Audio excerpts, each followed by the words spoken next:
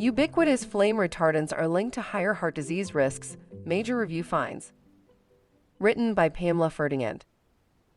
Flame retardant chemicals widely used in sofas, mattresses, electronics, textiles, and other products are increasingly linked to cardiovascular disease risk and other serious health problems, according to a sweeping scientific review.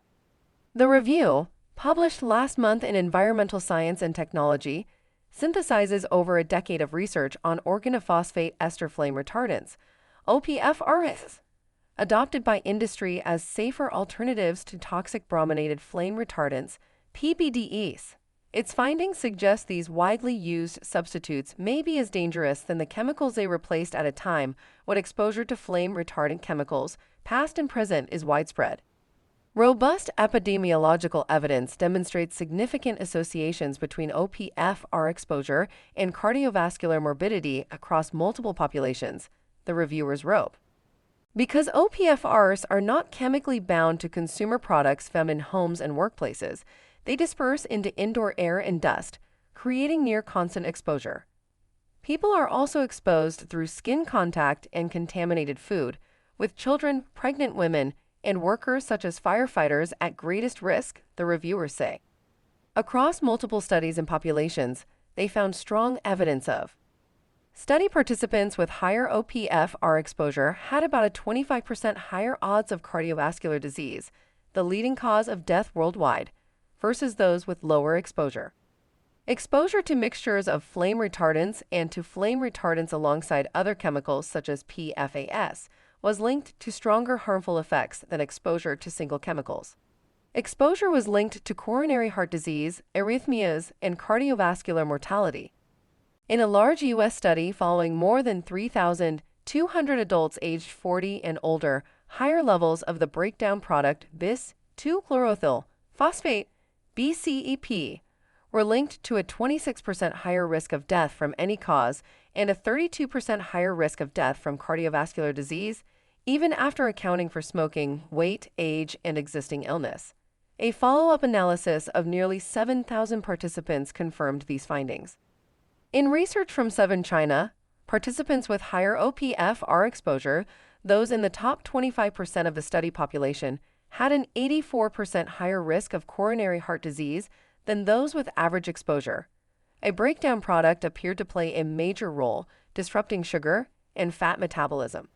Higher exposure was linked to high blood pressure, including during pregnancy and in children and adolescents aged 8 to 17, an early warning sign that can persist into adulthood and raise the risk of heart disease later in life. Studies found associations with metabolic syndrome, including high blood sugar and abnormal cholesterol. For instance, an analysis of National Health Survey data from 1,157 adults found that higher exposure to two flame-retardant chemicals was linked to an increased risk of metabolic syndrome in men. The risk rose as exposure levels increased. OPFR exposure in a study of nearly 2,000 Chinese adults was linked to kidney injury, a risk factor for cardiovascular disease, especially in people with diabetes or high blood pressure, hypertension.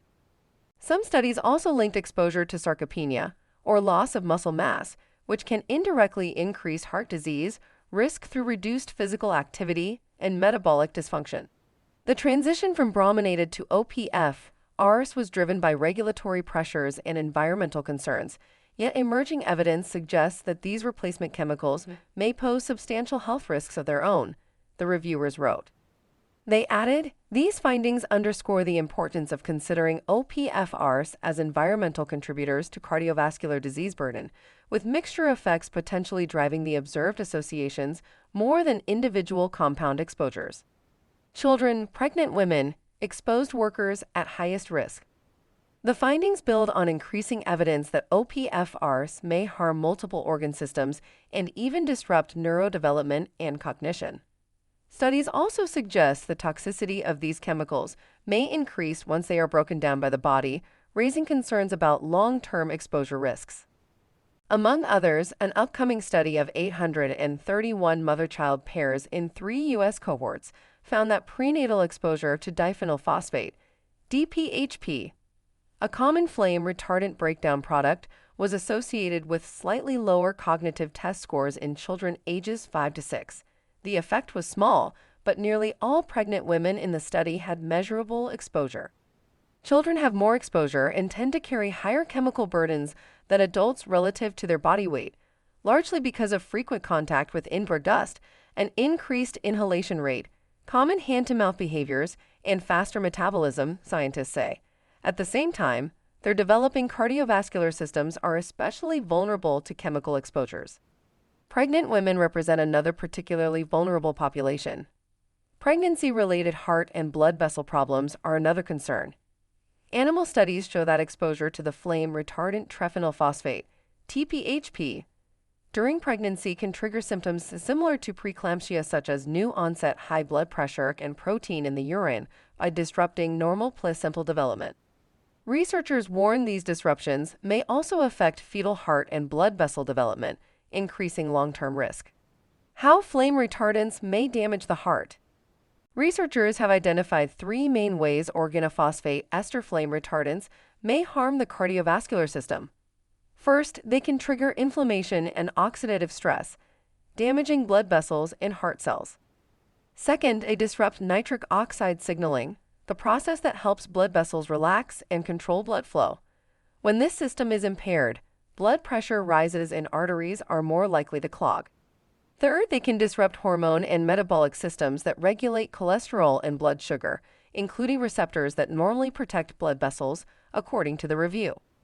The researchers note that different OPFR chemicals affect the body in different ways, meaning their health risks can vary and should not all be treated the same. One compound blocks cholesterol removal from cells, causing buildup inside immune cells and turning them into foam cells, a key step in clogged arteries. Another chemical damages heart cells by triggering a form of cell death linked to iron and fat damage. Others have been shown to cause heart muscle damage and scarring. Stronger protections, safer alternatives needed. Regulation remains uneven, allowing continued widespread use, the authors say. The European Union has restricted some uses, while the U.S. relies largely on state-by-state rules. Most are specific to certain chemicals or products. Despite significant evidence of harm, the researchers caution that many of the reviewed studies measured exposure and disease at the same time, which makes it difficult to determine cause and effect. They often also relied on single urine or blood samples, which may not capture long-term exposure patterns. Still, the overall pattern is consistent and biologically plausible, the reviewers say. The authors call for long-term research, better evaluation of combined chemical exposures, and stronger protections for vulnerable groups, including children, pregnant women, and high-exposure workers such as firefighters and e-waste handlers. They say prevention should begin with reducing exposure at the source through clearer labeling, safer alternatives, and stronger oversight of chemicals used in consumer products, especially those found in homes, schools, and healthcare settings.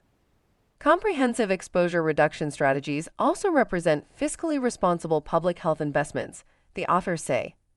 BCEP exposure alone has been estimated to account for approximately $717 billion in cardiovascular mortality costs among the highest exposed populations. The translation of current evidence into effective prevention strategies constitutes an immediate public health imperative for safeguarding cardiovascular health in an era of pervasive environmental chemical exposure, the review concludes. To reduce your exposure to flame-retardant chemicals, avoid polyurethane foam products, particularly those with the TB117 label. Choose fibers that are naturally flame-resistant, such as wool. To reduce indoor dust levels, vacuum with a HEPA filter, wet mop, and dust with a damp cloth. Wash hands often, especially before eating or preparing food. Avoid using rebonded carpet padding made from recycled or scrap polyurethane foam. Support legislation at the local, state, and federal level to eliminate the use of toxic flame retardants. Reference: Sun T, Ju X, Yang B, Shai J, Song Lai, Jiang Ji. Cardiovascular health risks of organophosphate flame retardant exposure. A narrative review of the available evidence. Environmental Science and Technology. Published online November 17, 2025. doi:10.10.21/ax.est.5:111158.